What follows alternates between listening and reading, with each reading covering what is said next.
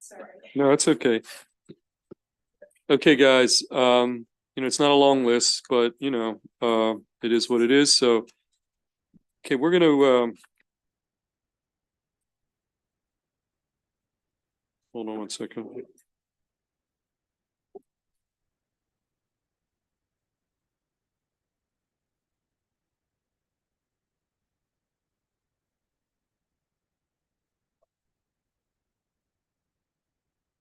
Okay, let's start with Senator Smith's Bill 1099. And we're going to go to Dara. Why don't you refresh everybody's memory about Senate Bill 1099, Emergency Services Automated External Defibrillator.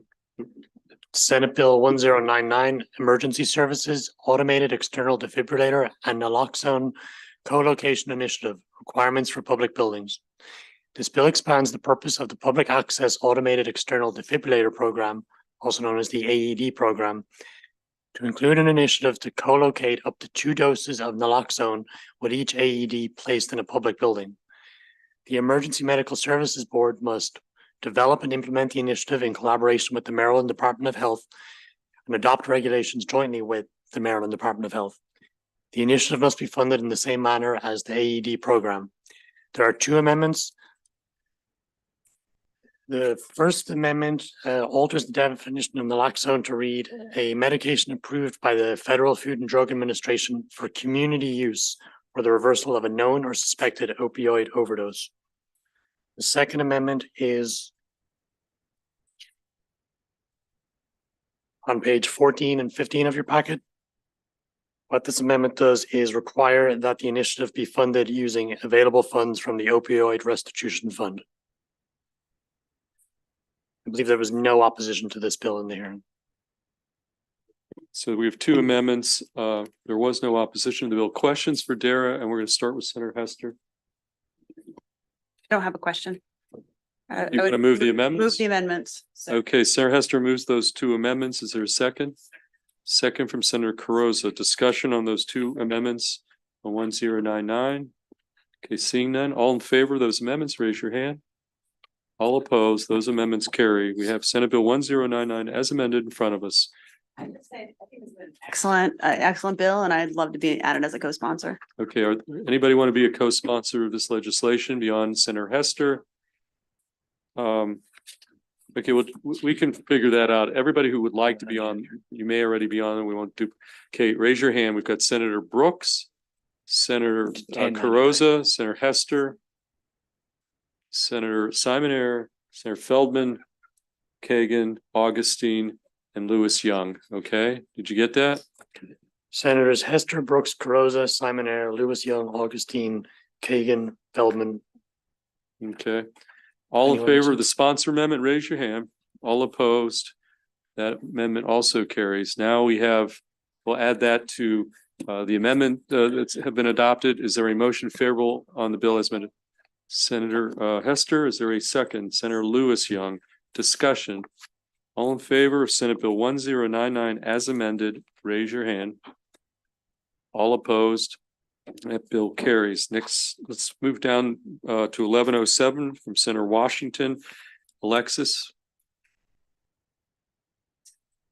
All right, Senate Bill 1107, Department of Housing and Community Development, Homeless Shelter Licensing Program Establishment. As introduced, this bill establishes a licensing program for homeless shelters through the Department of Housing and Community Development, requires that the shelters additionally meet minimum standards for health and staffing, and establishes a penalty. There are 2 amendments in our packet. One begins on page 17 through 22. Those are the sponsor amendments. And additionally, there are amendments from Senator Lewis Young on page 23. So sponsor amendments pairs down the bill and requires 1 new full-time permanent employee to conduct a study on living quality standards within state homeless shelters, and to recommend a plan to establish a program for the state homeless shelter licensing. The report on the study and the recommendations shall be submitted to the Homeless Solutions Division of DHCD by July 1st, 2025. Senator Lewis Young's amendments essentially adopt the sponsor amendments and add that the study must be in consultation with local governments. So that's to get Mako on board, I'm assuming? Yes. So now they're good? Yep. All right, thank you. Okay. So just so I understand, Lewis Young amendments subsume, I mean, they incorporate in their entirety are the Washington spot plus this additional. Yep. Okay, so we don't need to vote both Yeah, I don't- we can just vote on the Lewis Young amendment makes is to, okay, questions on the Lewis Young amendments. Yeah, we're on 11, Senate Bill 11-7, Senator Simon Ayer. I know some of the opposition or concerns with the bill was there's two types of homeless shelters, one state funded shelters versus non-state. Are they going to be studying that? I just see it's kind of a generic habitability and admission standards. Is that? I'd like to. Well, the reason that, you know, the bill isn't being passed is to create a study to evaluate that. So part of the study, one would need to talk about the different types. Yeah, yeah. So this SB 1107, right? It's now directing them to have a study of the best practices for setting up the licensing program. So is it the intention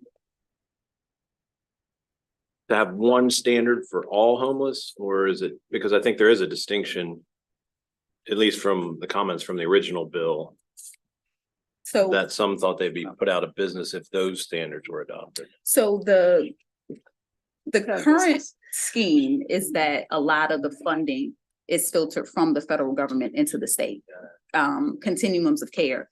So, and oftentimes federal regulations don't really change. So the purview of this is fully centered on the state licensing portion. It's not touching the pre-existing programs within the state that receive federal funds, because the federal regulations on health and safety would be dominated by that. Okay, I'm looking to the scope, but if you're not licensed, say this comes up with recommendations, there's licensing. If you get a state would you have to have a state license to operate in Maryland then? You would. And that's where the concern came in. Well, I'm not sure that. And I'm not, Okay, I just want to say, I'm not sure that's the case. So at the moment, there is no licensure.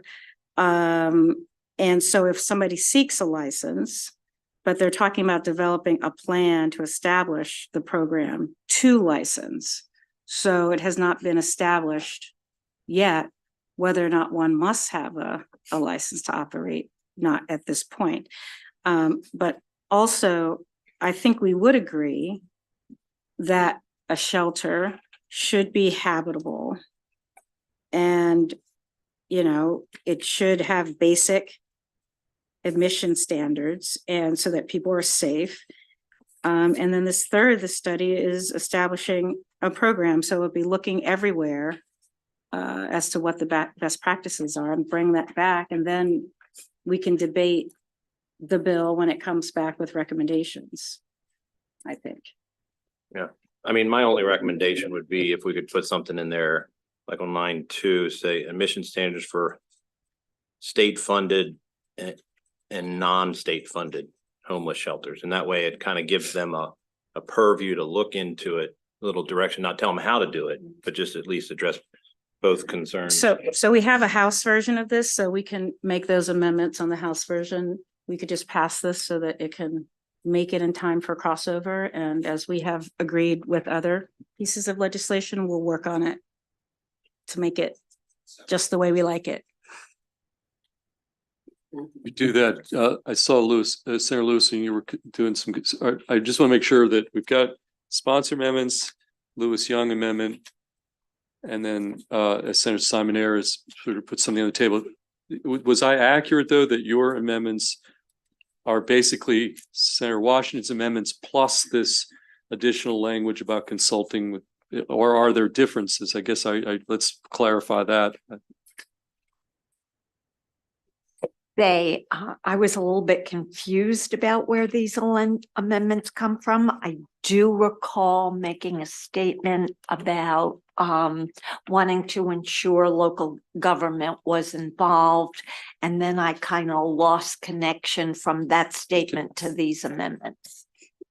Okay, but I think can we just go back? Alexis, your understanding is these are basically the same amendments but for that consulting with, Right, but for the. Yeah. Right. consultation. okay.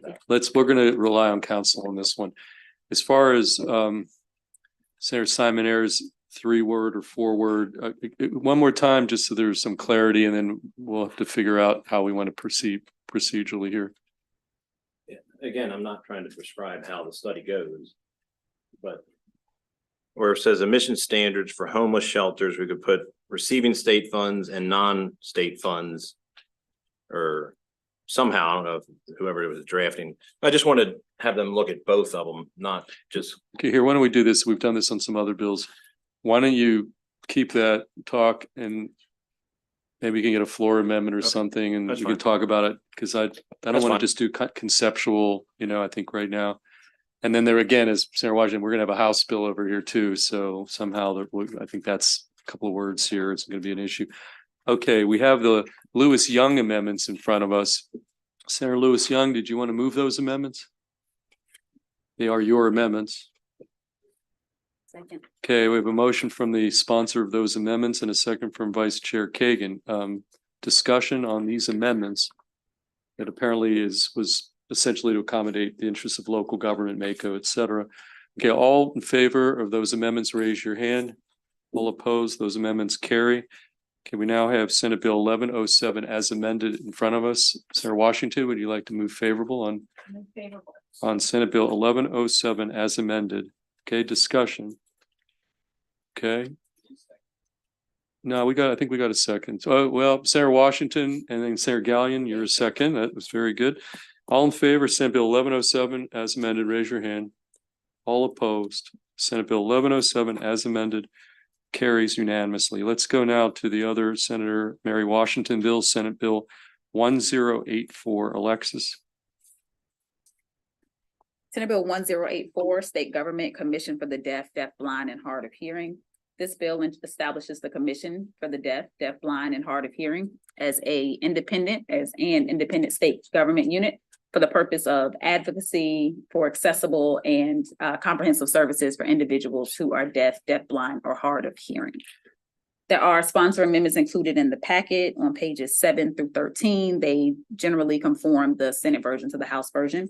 And in conforming the bill to the House version, the amendments remove the bill completely and creates a work group for the deaf, deafblind, and hard of hearing as a 2-year work group staffed by the Office of the Deaf and Hard of Hearing to assess providing direct and specialized case management services for deaf, deafblind, and hard of hearing individuals, to develop and administer programs, to advocate for policy, to provide outreach, et cetera. The amendments require the submission of a report by June 1, 2025, and specifically authorizes members to contribute to the report and research requirement. Okay, so we have an amendment that converts this bill into a 2-year work group. Senator Washington, anything you want to add? Yeah. Okay, you move the amendments? Yes, Vice Chair Kagan. I just had a quick question. Sure. I'm just getting in the bill now. Alexis, did you say that this is going to be independent? The commission was going to be independent. The work group isn't a standing government entity, so I probably wouldn't say independent. It will be staffed by the Office of the Deaf and Hard of Hearing, which itself is an independent unit. So independent unit under the Department of Disabilities? No, so the bill, when it came in, was going to be an independent unit of state Yes. government, like within the Right. executive branch. So this is just temporary. So it's not, Okay, it's not a standing work Okay. group or anything like that. I didn't hear you. I said all commissions are independent units of government. Thank you. Okay, you had Senator Washington, you moved those amendments. Is there a second? Second on the, okay, second from Vice Chair Kagan. Any discussion of those amendments, converting this to your work group? All in favor of those amendments, raise your hand. All opposed, the amendments carry unanimously. Senate Bill 1084 as amended is in front of us. Is there a motion from the sponsor? Second. Okay, I have a favorable motion from the sponsor, Senator Washington, second from Senator Augustine. All in favor, Senate Bill 1084 as amended, raise your hand. All opposed, that bill carries unanimously. Let's go to 1042 from Senator Guile. Okay. That is me.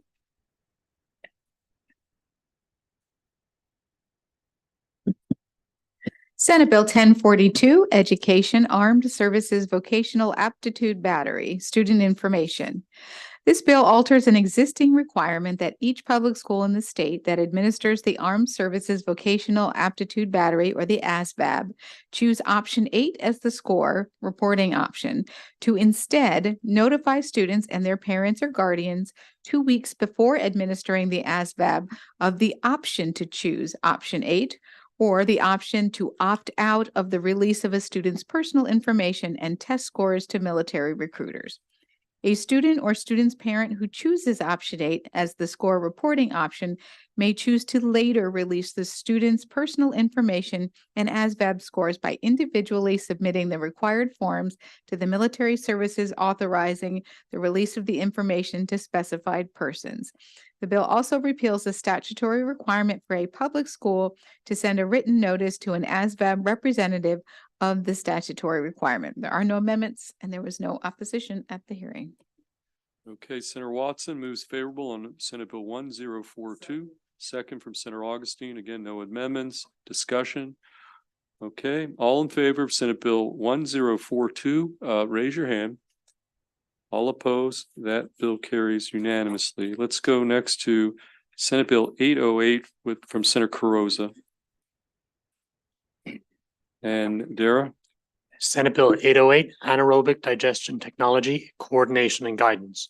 This bill requires the Maryland Department of Agriculture to coordinate with the Maryland Energy Administration, the Maryland Department of the Environment, the Department of Commerce, the University of Maryland College of Agriculture and Natural Resources, electric companies, farmers, and industry to ensure anaerobic digestion technology projects are not unduly delayed.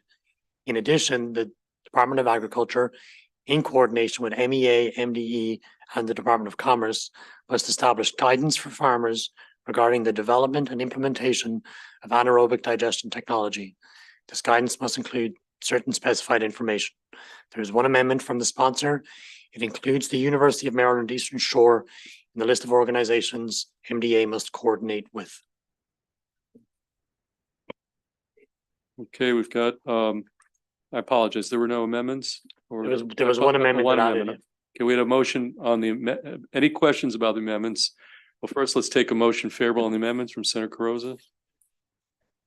Okay, and is there a second on that those amendments? Okay, we have a motion and a second on the amendments. Any discussion about the amendment we just heard? Okay, seeing all in favor of that amendment, raise your hand. All opposed, that amendment carries. We now have Senate Bill 808 as amended in front of us. Discussion or motion? Anybody want to move the bill as amended? Okay, Senator Carrozza moves 808 as amended. Favorable. Is there a second? Second from Senator Brooks. Discussion. Okay, all in favor of Senate Bill 808 as amended, raise your hand. All opposed, 808 as amended carries unanimously. Let's next go up to Senator Jackson's bill, Senate Bill 536.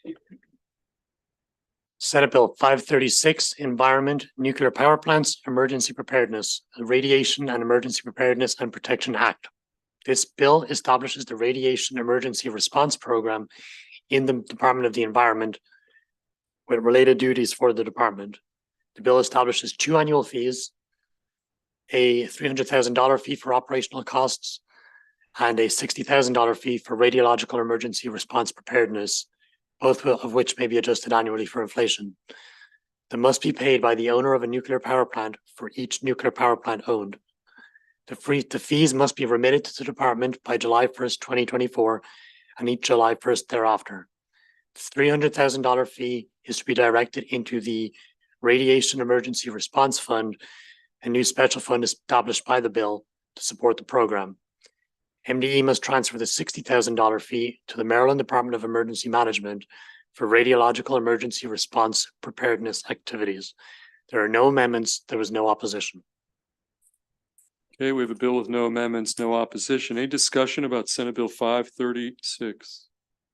Okay, is there a motion on the table? Senator Augustine moves favorable. Senate Bill 536. Is there a second from Senator Brooks? Discussion? Okay, all in favor of Senate Bill 536 clean, raise your hand. All opposed, Senate Bill 530, I'm sorry, yes or no? Okay. Okay, all opposed, Senator Simon Ayers. The bill carries 10-1 with Senator Simon Ayer in the red. Let's next go to Senator Simon Ayer, Senate Bill 615, Alexis. Senate Bill 615. Senate Bill 615, General Provisions, Commemorative Days, Maryland Veterans Suicide Awareness Day. As introduced, this bill requires the governor to annually proclaim January 11th as Maryland Veterans Suicide Awareness Day as a day of reflection, recollection, and determination. There are two sponsor amendments in our packet located on pages 4 and 5. They're separate, but in the aggregate, they changed the date from July 11th to September 30th and alters the name of the day from Maryland's Veterans Suicide Awareness Day to Maryland Veterans Suicide Prevention Day. Senator Simon Ayer, do you want to explain those amendments to the committee? Yeah, they came from the department. They wanted to line it up with the national date and they said words matter, so they wanted to focus on safety. So they changed it to prevention. Okay, do you want to move those amendments? Okay, Senator Simon Ayer moves it. Both at once. Yeah, let's take them both together unless somebody wants. Yes, Senator. I have a question. Sure. So, last session, when we were dealing with the Tuskegee Airmen, we were dealing with Bandari's bill. There was significant discussion in here that we were going to put some standards around additional commemorative days. I appreciate the bill, especially as a veteran, but I'm not inclined to support the bill when I don't see Prince Hall Day's bill, on this voting list. And it's an issue of fairness. And I remember having this conversation with the vice chair.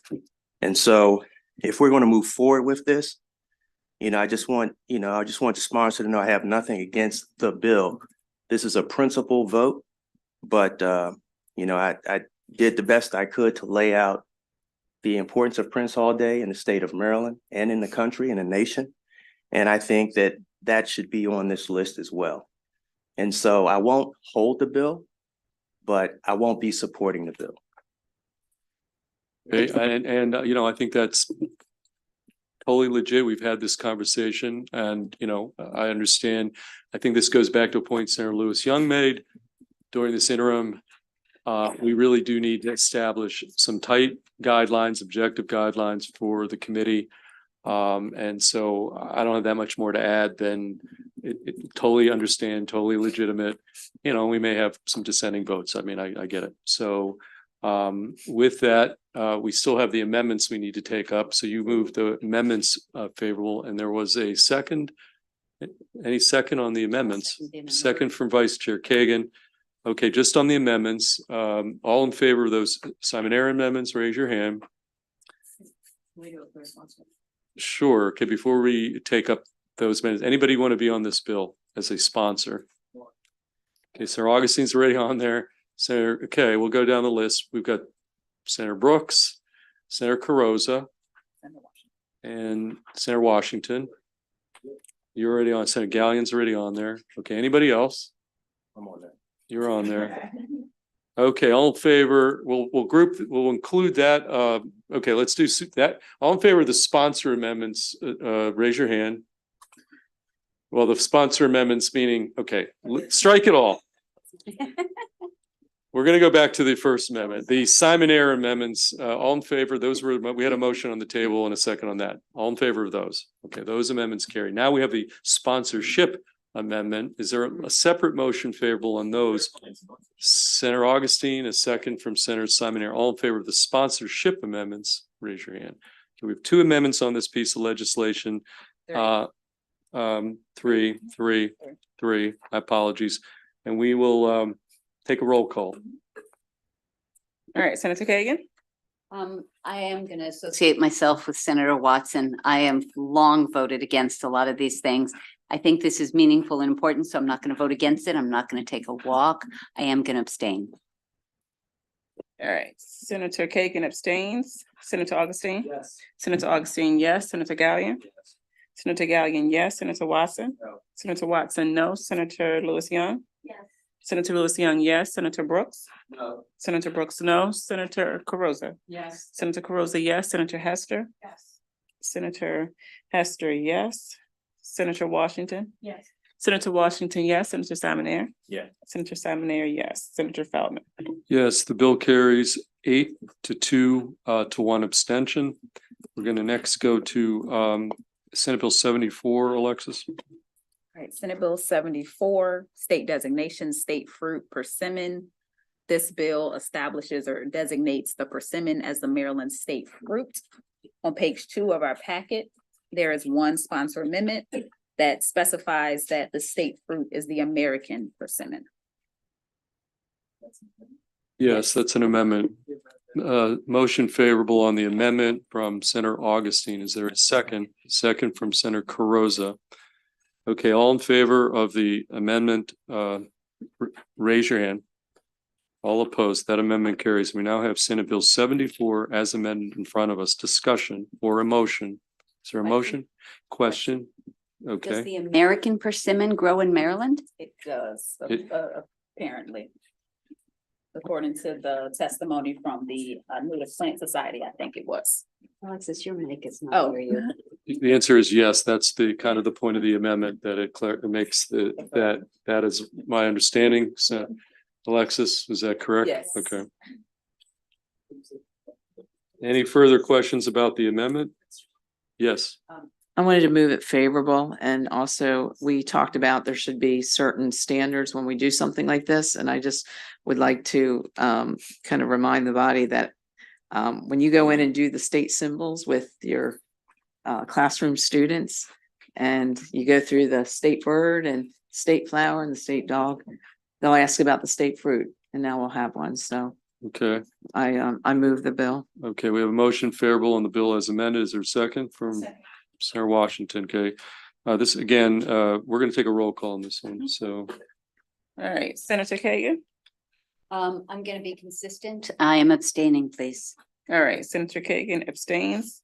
Senator Augustine? Senator Augustine, yes. Senator Gallion? Senator Gallion, yes. Senator Watson? No. Senator Watson, no. Senator Lewis Young? No. Senator Lewis Young, no. Senator Brooks? Yeah. Senator Brooks, yes. Senator Carrozza? Yes. Senator Carrozza, yes. Senator Hester? Senator Hester, yes. Senator Washington? Yes. Senator Washington, yes. Senator Simoneau? Yes. Senator Simoneau, yes. Senator Feldman? yes, so that's what's our number there, Lamar? 821. 8-2 to 1. Senate Bill 74 as amended carries, which brings us to our final matter of the day, Senate Bill 837. I'm sorry? What, yeah, did. we did the 808. So the last bill is Senate Bill 837. We heard a piece of legislation from Senator McKay about Deep Creek Lake. I know there's been a lot of meetings. In fact, I see some of the Brookfield folks here in the audience. I know Senator Hester's been involved with some of the meetings. In fact, I think that there's a meeting today. And so, Senator Hester, could you sort of just frame the issues for the committee and what's in front of us? And I understand there's some amendments from DNR and others, MEA, MDE. So. I mean, the issue expressed by the Garrett County Commissioners is that, a number of the huge part of their economy is based on tourism, and people own lakefront homes. And there's this SAB grass, which we want to study, but which they want to study by bringing down the lake. And so there's been numerous kind of conversations lasting more than a year. And so the amendment that we has changes the level of the lake lowering within the permit band that they are already allowed to. It changes the date when this is going to happen. And then it includes kind of an escape clause or whatever that says the department may waive the requirements of the section, like if there was something that happened, like there was a drought or there was, another major unexpected event. So the amendment has the buy-in of DNR and MDE and the Garrett County Commissioners. It does not have the buy-in of the company, but that's kind of where we are. And they've worked on this for a long time. And it's real important to the local economy of the county, based on what Senator McKay has told me. There are, yes, and then there are amendments, which we'll get to next, but before we talk about amendments and we do have the Brookfield folks here in audience.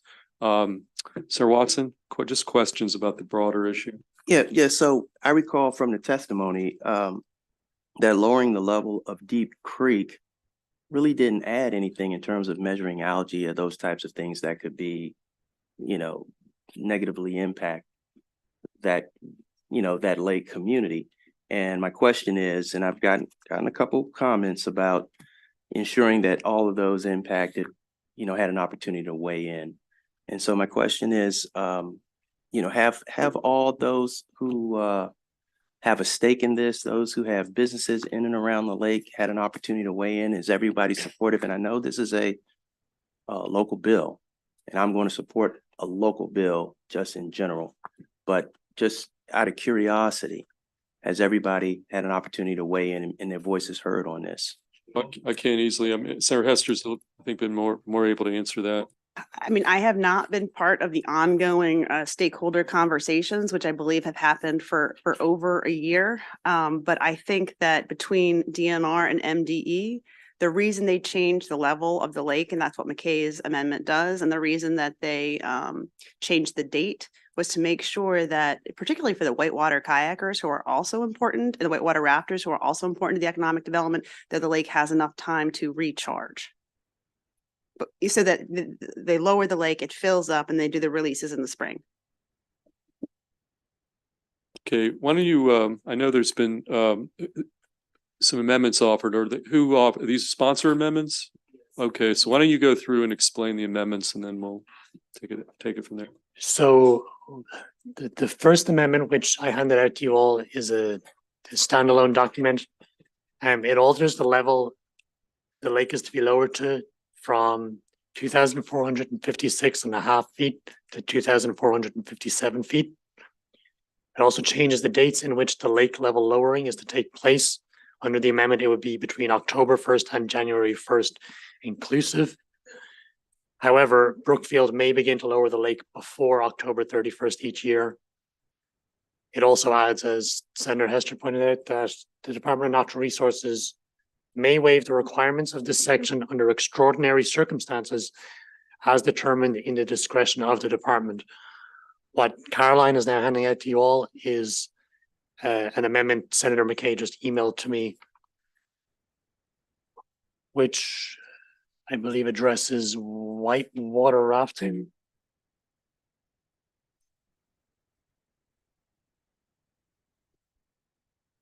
Phrase is whitewater industry, yeah.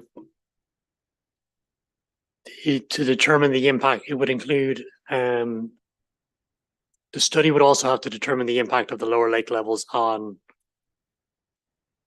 the whitewater industry. And additionally, then on page 3, excuse me,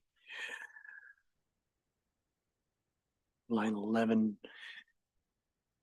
the report required by the bill would include an analysis of the impact of lower lake levels on the whitewater industry. That's the second amendment, which Caroline just handed. Okay, Senator Lewis Young. Thank you, Mr. Chair. Why just the whitewater industry? I mean, there are a variety of other sports on the lake. I mean, you can windsurf, you can water ski. Why not just the sporting and recreation industry? So initially, I would say that is ultimately a policy question.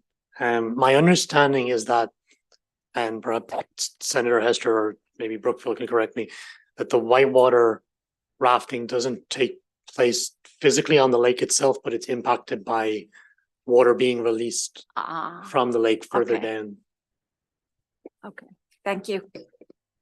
Okay, let's get all the questions out on the table, Senator Hester. Offer to move the sponsor amendments. We have a motion from Senator Hester and a second from Senator Gallion. Any further questions? Both sheets. Both, okay. Questions about these amendments? Okay, seeing none, let's just Well, I want to make sure we do this right. Let's just do a roll call around on all parts of this bill because it's a little unusual. We've had meetings and I just want to make sure people aren't just caught up. Okay, so we have, these are just the amendments that you heard Dara describe, okay?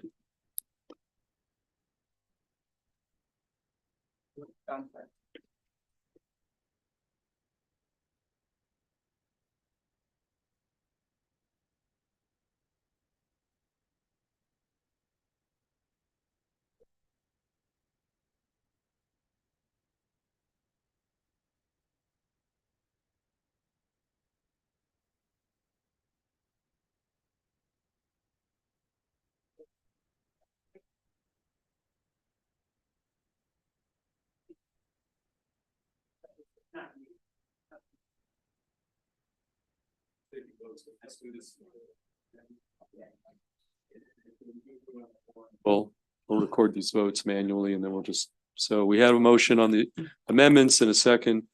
And so we're on those amendments. We'll take a roll call around the horn. All right, Senator Kagan. Aye. Senator Kagan. Yeah. Yeah. Yeah. Yes.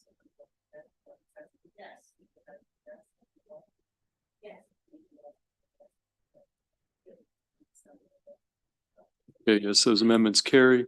Any further discussion on the bill as amended?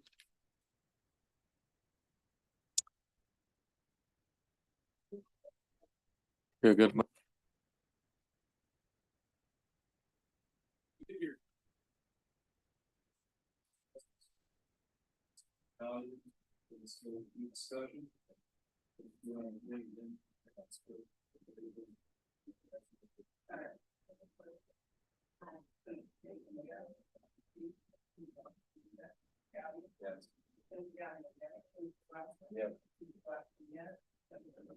Yeah.